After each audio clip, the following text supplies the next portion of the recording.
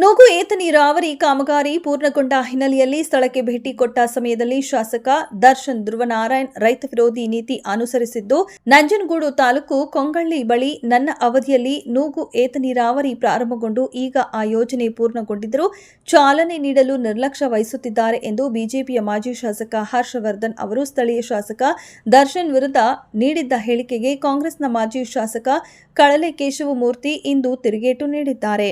ಇಂದು ತಾಲೂಕು ಪತ್ರಕರ್ತರ ಭವನದಲ್ಲಿ ಸುದ್ದಿಗೋಷ್ಠಿ ನಡೆಸಿ ಅವರು ಮಾತನಾಡಿದರು. ಶಾಸಕರಿಗೆ ರೈತರ ಬಗ್ಗೆ ಕಾಳಜಿಯೂ ಇದೆ. ನುಗು ಏತ ನೀರಾವರಿ ಸದ್ಯದಲ್ಲಿಯೇ ಚಾಲನೆಯನ್ನ ನೀಡುತ್ತಾರೆ ಎಂದು ಮಾಜಿ ಶಾಸಕರ ಮಾತಿಗೆ ಕಳಲೆ ತಿರುಗೇಟು ನೀಡಿದರು. ಇನ್ನು ಈ ಬಾರಿ ಉತ್ತಮ ಮಳೆಯಾಗಿದ್ದು ನುಗು ಜಲಾಶಯವು ಭರ್ತಿಯಾಗಿರುವ ಹಿನ್ನೆಲೆ ನುಗು ನಾಲೆಗೆ ಬೇಕಾಗುವಷ್ಟು ನೀರನ್ನ ಜಲಾಶಯದಿಂದಲೇ ಬಿಡಲಾಗುತ್ತಿದೆ. ಒಂದು ವೇಳೆ ಮಳೆಯ ಅಭಾವದಿಂದ ಜಲಾಶಯದಲ್ಲಿ ನೀರಿನ ಕೊರತೆಯಾದಾಗ ಇದರ ಪ್ರಯೋಜನವನ್ನ ಪಡೆದುಕೊಳ್ಳಬಹುದು. ಆದರೆ ಈಗ ಆ ಕೊರತೆ ಇಲ್ಲ.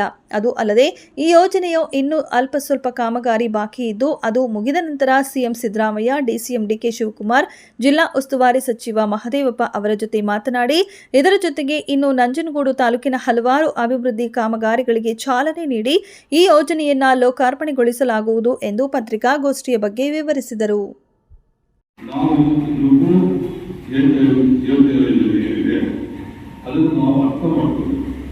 ಇದನ್ನು ನಾವು ಯಾವಾಗ ಬಳಕೆ ಮಾಡಬೇಕು ಅಂದರೆ ನೀರಿನ ಪ್ರಮಾಣ ಅಣೆಕಟ್ಟೆಯಲ್ಲಿ ಕಡಿಮೆ ಇಲ್ಲ.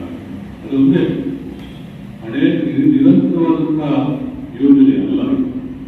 ಅಂದ್ರೆ ಮತ್ತೆ ಯಾವಾಗ ಗರಿಷ್ಠವಾಗಿ ನಾವು ಬೇಕಾಗಿರ್ತಕ್ಕಂಥದ್ದು ಅಕ್ಟೋಬರ್, ನವೆಂಬರ್ ಕೇವಲ 60 ದಿವಸಗಳ ಕಾಲ ಮಾತ್ರದಲ್ಲಿ ಅದನ್ನ ನಾವು ಬಳಕೆ ಮಾಡತಕ್ಕಂಥದ್ದು.